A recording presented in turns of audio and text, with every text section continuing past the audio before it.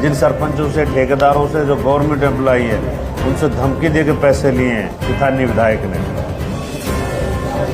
उन्हें शिकायत देनी चाहिए थाने में और उन्हें पैसे वापस लेने चाहिए। क्योंकि लूट ही खत्म करनी है हमने मेवात में, और क्या करना। चुनाव किस लिए लड़ रहे हैं? इसलिए चुनाव लड़े। मेवात में लूटने से, खसोटने से, इन चीज़ों से लोगों अब ले लिस्ट, या कौन मेवात, ससुर मेवात छुड़वा रहा, तो लिस्ट बना रही। अगला लिस्ट है, कहाँ तेरी लिस्ट? हम मांगूंगा। अब मांगो लिस्ट, मांगो यार, कहाँ है लिस्ट? देते हैं मामा, पता चले तेरी कितनी लिस्ट बना रही। बार जो है चुनाव लड़ा, लेकिन सेवा 20-25 साल से लोगों की नहीं। देखो, ये सही है कि हमने इलेक्शन लीड शुरू किया और लोग हमारे साथ जो जुड़े वो लास्ट तक जुड़े रहे। एक आध आदमी कोई नहीं रहा होगा।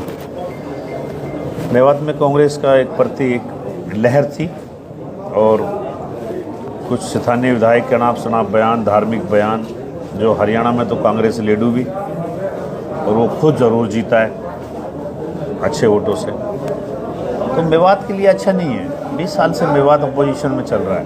अब लोगों को डिसाइड करना है कब तक, मतलब इस तरह की भावनाओं में बेहतर होगे या मेवात का कुछ भला चाहोगे। ऐसा तो भला हो नहीं पाएगा मेवात का। जैसे ये भाई कांग्रेस जो है, इसने हमेशा मुसलमानों को बर्बाद किया है।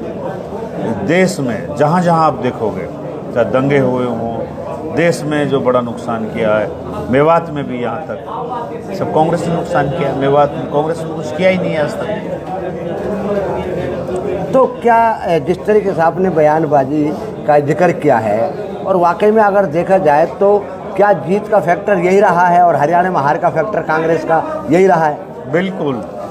ये खुद जीत गया कांग्रेस, इसने डूबे दी पूरा हरियाणा में। कांग्रेस का अध्यक्ष पड़ोस से चुनाव लड़ता है, उसको भी हरवा दिया। टोटल लेके महेंद्रगढ़, नारनौल से लेके पूरा फरीदाबाद तक, ये साउथ हरियाणा पूरा इसने साफ कर दिया इसके बयानबाजी से। और लोगों को सरकार, जो भी सरकार बने, उसके साथ जाना चाहिए मेवात में। मैं पहले से ये कहता हूँ, भेड़ चाल पे मत चलो।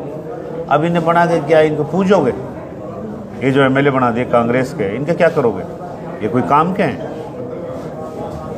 मतलब इसका मतलब तो ये है कि भड़काऊ लोगों की भावनाओं को भड़काने के लिए बयान दो, काम कुछ मत करो और विधायक बन जाओ। इसका मतलब ये हो नहीं तो विधायक बन के भाई आपको इलाके के लिए काम करना पड़ेगा ना।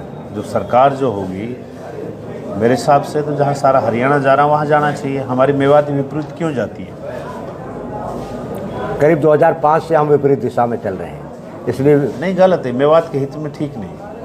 तो जो इस तरीके से जो मामला चल रहा है कि आपको मात्र 20 दिन की मेहनत पे 16,000 से अधिक वोट मिले, क्या उससे संतुष्ट हैं या और क्या रणनीति है आगे की? भाई हम वाकई में पहले लड़े और 16,000 वोट पाए। चलो जो भी है वो तो जनता का वो है, जो भी वोट मिला। हमारा काम, हमने मेहनत की ईमानदारी से और काम भी किया है।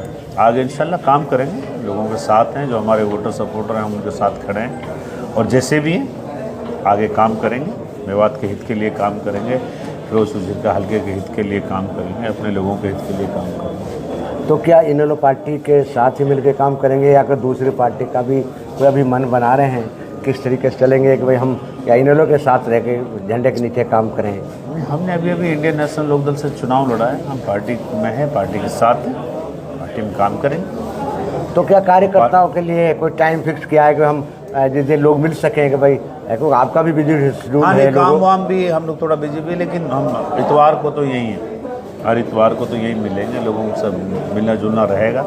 बाकी सारी चीज़ों में वो तो रहेगा ही लोगों के साथ। लेकिन जिस तरीके से आपने चुनाव को उठाया बड़ी तेज़ी से, और ये हालात कर रहे थे कि आप बहुत अच्छी पोजीशन में हैं, लेकिन उसके बाद रिजल्ट आने के बाद कुछ कार्यकर्ताओं में थोड़ा मायूसी हुई है, तो उनके लिए क्या संदेश देना चाहेंगे? क्या कहेंगे जो मायूस ना हो कार्यकर्ता जो है जुड़े? ना कार्यकर्ताओं को मायूस होने की जरूरत ना है। ये तो इलेक्शन है, चलता रहता है। हरियाणा का जो डिप्टी सीएम रहा है 4 साल, उसकी 7100 वोट आई है। चौथे उसको देख लो। यानी कि जो जनता का काम करेगा तो जनता सिर पे उठाएगी ना, तो जनता जो करती है ठीक है, मंजूर है, ठीक ही करती है जनता। अच्छा, चुनाव के आपने शुरू जिक्र किया कि जो एक धमकी वाली बात भी आई थी, तो क्या अब वो विधायक बन गए हैं तो अब क्या धमकी आपके कार्यकर्ताओं को मिल सकती है, औरों को मिल सकती है? तो अपने कार्यकर्ताओं के साथ किस तरीके से खड़े हैं आप जो? मैं तो कह रहा हूँ कि जिन सरपंचों से,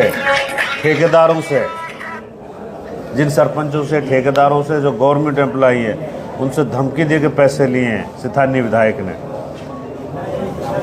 उन्हें शिकायत देनी चाहिए थाने में और उन्हें पैसे वापस लेने चाहिए। अच्छा, चुनाव के टाइम पे ये बात आई है? सरपंचों से पैसे लिए, धमकी दे के, और सरकारी कर्मचारियों से पैसे लिए गए, ठेकेदारों से पैसे लिए गए। इनको वापस लेने चाहिए, नहीं तो पुलिस में कंप्लेंट देनी चाहिए।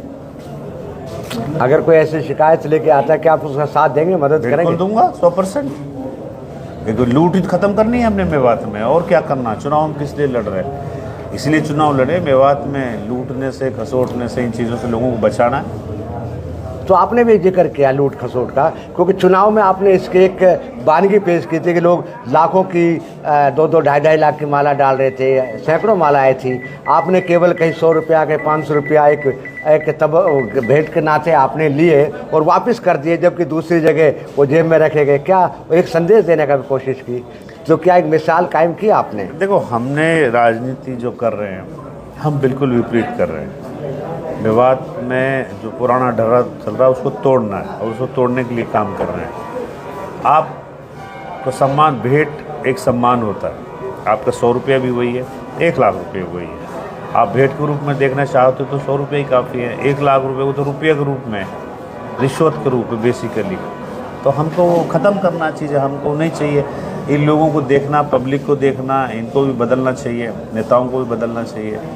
हमारे अपने लोग हैं, जमींदार लोग हैं बेचारे, और इनको लूट खसोट करके महल ये क्या कर लेंगे। तो क्या पिछली बारी चुनाव के टाइम में आपने एक बड़ी बात कही थी, मौजूदा जो फिरोजपुर झिरका से जो विधायक हैं उनके बारे में, उनके कईयों की विधानसभा में मामला उठा के उनकी नौकरियां खा गया, वो हो गया। तो क्या मामला इस बारी भी ऐसे होने वाला है, जिन्हें पैसे ना दिए होंगे, या कोई शिकायत करने वाला है, या ऐसी बात है? तो फिर आप किस तरीके से उनके साथ खड़े हुए जो ऐसी बात करेंगे? अब नहीं होने देंगे। अब हम मैदान में, अब ये गुंडागर्दी लूस खटोस नहीं करने देंगे। मेरे पास आओ, कंप्लेंट लेके मुकदमा दर्ज करवाएंगे। जिनसे भी ज़बरदस्ती पैसे लिए गए, लूट खसोट कर दी गई है। ये तो ठेकेदारी करता था, वो कोई टाइल की फैक्ट्री चला रहा हो, कोई आरएमसी की चला रहा है, ये ठेकेदारी। मनरेगा, और मनरेगा में इतनी लूट मच रही है पिनंगवा ब्लॉक में और नगीना ब्लॉक में। मैं तो अधिकारियों से कहना चाहता हूँ, ये घोटाला है मनरेगा में, पिनंगवा ब्लॉक में। आप इनकी पेमेंट ना करें और इनको जो है जांच करवाएं। ये 30-30 करोड़ रुपये घोटाला हो रहा है पिनंगवा ब्लॉक में। इन पे मेरे हिसाब से जांच बिठानी चाहिए।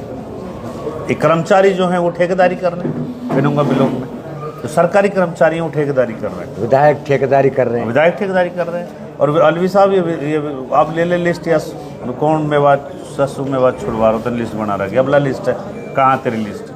हम मांगूंगा। अब मांगो, लिस्ट मांगो, कहाँ है लिस्ट? देते अब मामा, पता चलेगी तेरी कितनी एक लिस्ट बना रखी है।